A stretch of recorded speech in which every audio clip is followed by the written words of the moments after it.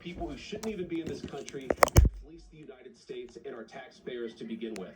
We've actually activated a major interagency task force to make it possible to get to the heart of this fraud. We have Department of Agriculture resources that are focused on SNAP fraud so that people who need food benefits can get them, but illegal aliens and other fraudsters don't. We have over 1,500 subpoenas the Department of Justice has issued to get to the heart of the fraud ring. We've done almost 100 indictments, mostly Somali immigrants, but also a few others. And of course, we're looking in with broad investigatory authority to a number of the instances of wrongdoing that we've seen in Minneapolis. But we also want to expand this. We know that the fraud isn't just happening in Minneapolis, it's also happening in states like Ohio. It's happening in states like California. And so what we're doing in order to help coordinate this remarkable interagency effort from the Trump administration, but also to make sure that we prosecute the bad guys and do it as swiftly and efficiently as possible, is we are creating a new Assistant Attorney General position who will have nationwide jurisdiction over the issue of fraud. Now, of course, that person's efforts will start and focus primarily in Minnesota, but it is going to be a nationwide effort because, unfortunately, the American people have been defrauded in a very nationwide way. I want to thank a couple of people for their cooperation, in particular Pam Bondi, our Attorney General, first of all, for getting a lot of resources to Minneapolis to start to investigate and prosecute this fraud, really at an industrial scale. We've never seen fraud like this in the history of our country. Pam has been doing a great job to get the resources there to uncover it, but importantly, creating a job like this often takes months, sometimes even longer.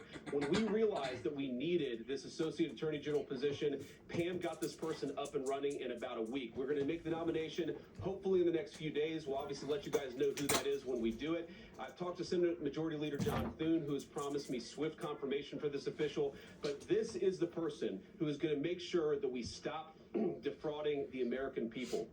And here's one final thing I'll say about this. I've heard a lot of people say that we need a special counsel to investigate fraud in the United States of America.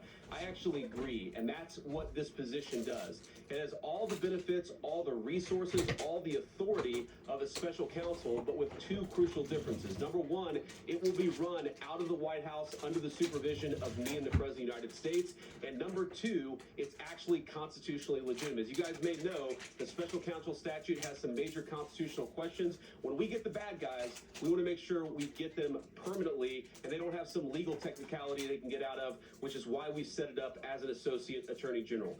I'll take some questions, but I want to make just one final observation here. When I was actually walking out here, somebody sent me a photo of a CNN headline about what happened in Minneapolis. And this is the headline. I'm just going to read it.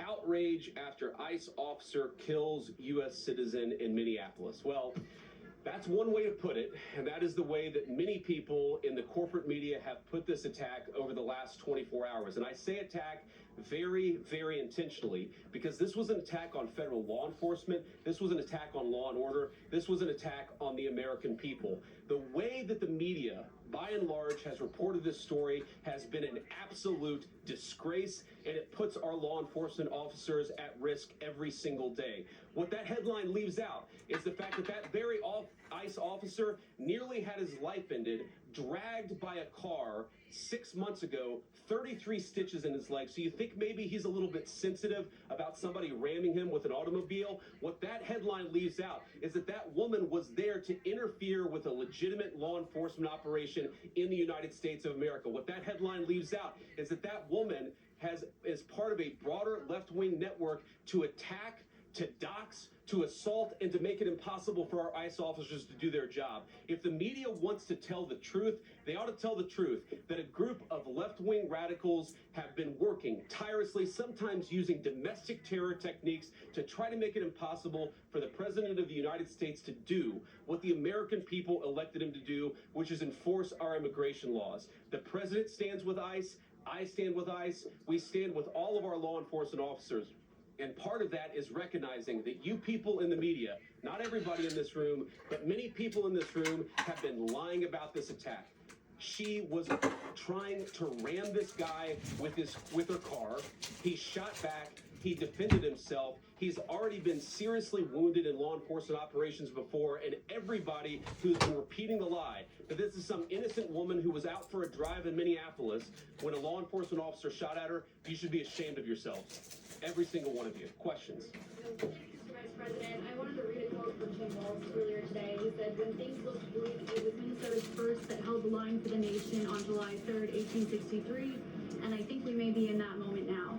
Can you comment on his rhetoric and Mayor Jacob Frey and whether they want to see unrest in Minneapolis? Well, that's very tough rhetoric from a guy who just quit because his fraudulent activities have been uncovered. Look, Tim Walz is a joke. His entire administration has been a joke. The idea that he's some sort of freedom fighter, he's not. He's a guy who has enabled fraud and maybe, in fact, has participated in fraud. That's what this new Assistant Attorney General position is going to find out. I don't care what Tim Walz says. I care about getting to the bottom of this fraud for the American people, and I care about enforcing the nation's immigration laws. That's what we're going to stay focused on. A related question here. I mean, Democrats have accused ICE of murder. They've said they're targeting Americans. They've told ICE to get the F out of Minnesota. This is going to stoke the fire against ICE agents. And you're talking about ICE agents right now, being concerned about them. What, if anything, is the administration going to do to make sure these folks are protected during these protests? But also, should DHS sort of revisit their procedures here? I mean, nobody wants to see an American killed. Are there changes that need to be made to make sure something like this doesn't happen again? But first of all, of course, nobody wants an American citizen to be killed. This is absolutely a tragedy, but it's a tragedy of the making of the far left. They have radicalized a very small segment of the population, taught them that ICE agents are engaging in wide-scale violation of people's rights. What our ICE officers are doing is deporting the millions of criminal aliens that were let in during the Biden administration. So number one, we have to say, as a matter of leadership, and I would appreciate if the Democrats would join me on this, let's be honest about the fact that we have way too many illegal aliens in this country. Our ICE officers should be supported in doing their job. You're trying to actually marshal the far left lunatic fringe to engage in doxing, to try to make it impossible for them to enforce the law, and in some cases actually to engage in acts of domestic terrorism against our law enforcement officers. When you talk about different plans, different protocols, different policies, I forget exactly how you asked the question. Here's the simple fact. What we're going to do is make it easier for the American People's Administration to enforce the American people's law. And that means that Democrats have to stop rallying the mob against legitimate law enforcement operations, and that means that we are going to get tougher, and that's what this AAG position is about. We're going to get tougher at the people who are defrauding the United States by inciting violence against our law enforcement officers. That's one of the things that we're going to do. We've already started that work at the Department of Justice. We're going to keep on doing it, and this new AAG position is going to kick that into high gear. Vice President Vance, you just suggested that this woman who was killed, Renee Good, is part of a broader left-wing network. Who do you think is behind this broader left-wing network? Well, it's one of the things we're going to have to figure out, but here's the way that I put it. When somebody throws a brick at an ICE agent, or somebody tries to run over an ICE agent, who paid for the brick? And who told protesters to show up and engage in violent activity against our law enforcement officers? You see, just with this most recent terrible incident in Minneapolis, you see friends of this woman's or other people who are eyewitnesses saying basically that she was there to engage in obstruction of a legitimate law enforcement operation. How did she get there? How did she learn about this? There's an entire network, and frankly, some of the media are participating in it, that is trying to incite violence against our law enforcement officers. It's ridiculous, it's preposterous, and part of our investigatory work is getting to the bottom of it. Who's funding it? Who's supporting it? Who's cheerleading it? And of course, if there's illegal activity related to that, we're going to get to the bottom of that and prosecute it where we can. Mr. Vice President, thank you for taking questions today. Is there a risk with you describing her as a deranged leftist, talking about very specific facts of these events, when an investigation is just beginning? Are you preempting a thorough investigation by drawing such conclusions? And have you received any information beyond the videos we've seen publicly about this individual, her specific acts, that has informed your point of view? Well, first of all, the Department of Justice is going to investigate this. The Department of Homeland Security is already investigating this. But the simple fact is, what you see is what you get in this case. You have a woman who is trying to obstruct a legitimate law enforcement operation. Nobody debates that. You have a woman who aimed her car at a law enforcement officer and pressed on the accelerator. Nobody debates that. I can believe that her death is a tragedy, while also recognizing that it's a tragedy of her own making and a tragedy of the far left who has marshaled an entire movement, a lunatic fringe, against our law enforcement officers. I think what is clearly happening here, and it's going to keep on happening unless the Democrats wake up and say, you know what, you don't have to agree with our immigration policies, you don't have to agree with what the president or the vice president believe about immigration enforcement, but why don't you take this to the ballot box? Why don't you vote? Why don't you organize? Instead, what some of them are doing is encouraging people to get violent with our law enforcement officials. It's disgraceful and it's got to stop. Just to follow up on that question, again, thank you for taking questions, Mr. Vice President. There's clearly a lot of emotion in Minnesota, across the country, over this incident. You're calling Renee Good a deranged leftist. There's been heated rhetoric that we've also heard from officials. What responsibility do you and the president have to diffuse some of the tension that we are seeing play out in Minnesota, bring down the temperature as this investigation is unfolding? What we have a responsibility to do is to protect the people who are enforcing the law and protect the country writ large. Whether you're Democrat or Republican, you deserve to have the people's laws enforced in the United States of America. Now, again, I'm not happy that this woman lost her life. I'm not happy that this woman was there at a protest violating the law by interfering with a law enforcement action. I think that we can all recognize that the best way to turn down the temperature is to tell people to take their concerns about immigration policy to the ballot box. Stop assaulting and stop inciting violence against our law enforcement officers. That's the best way to take down the temperature. And we're not going to give in to terrorism on this. And that's exactly what's happening.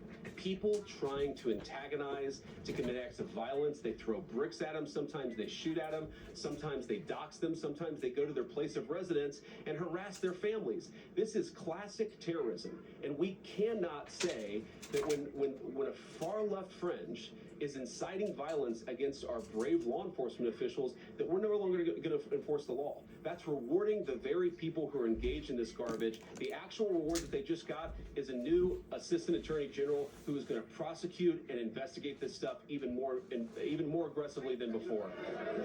Yeah. Thank you, sir. Thanks for taking my question.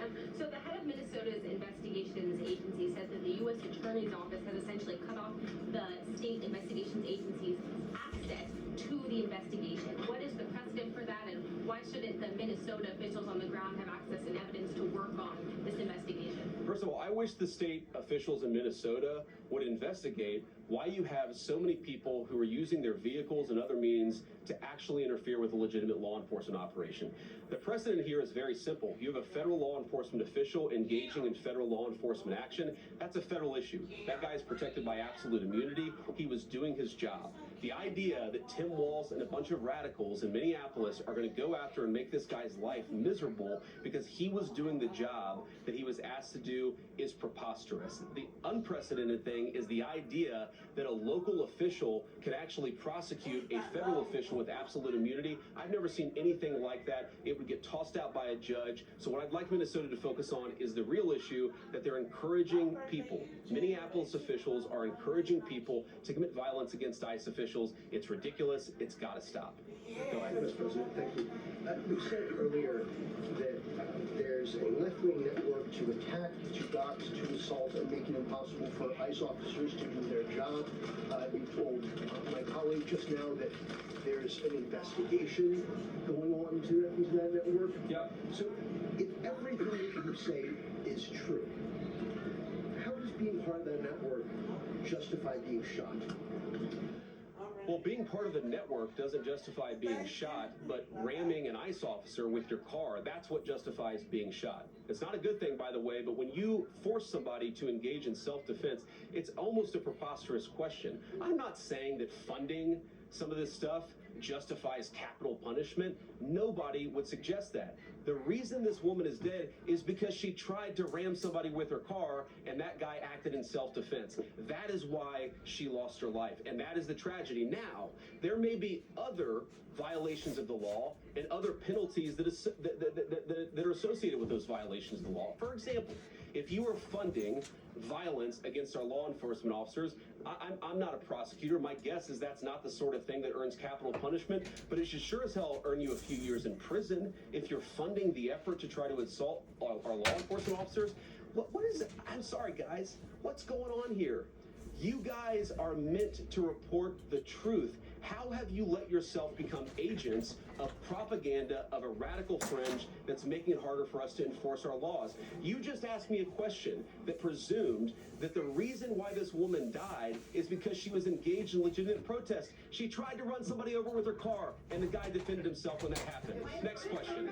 The investigation is still ongoing. I said next question. Mr. Vice President, I mean, you presumably watched the video yourself. There's not the slightest doubt in your mind, having viewed it, that the victim, you still believe that she deliberately tried to ram him despite seeing this video? Look, I don't know what is in a person's heart or in a person's head, and obviously we're not going to get the chance to ask this woman what was going on. What I am certain of is that she violated the law. What I'm certain of is that that officer had every reason to think that he was under very serious threat for injury or in fact, his life. What I'm certain of is that she accelerated in a way where she ran into the guy. I don't know what was in her heart and what was in her head, but I know that she violated the law, and I know that officer was acting in self-defense. It raises an interesting point, though. Look, if people want to say that we should have a legitimate debate about, what was she really doing, right? Was she panicking when she drove into this officer, or was she actually trying to ram him? That's a reasonable conversation. What's not reasonable is for so many of you to plaster all over the media that this was an innocent woman and that the ICE agent committed murder, which is what many of you have said explicitly, and some of you... So we're going to take a break away from this, but I think it's very important to point out a number of things that the Vice President has said, including, and you just heard it there, contradicting himself, suggesting what you see is what you get with that video, suggesting that the victim is to blame for what happened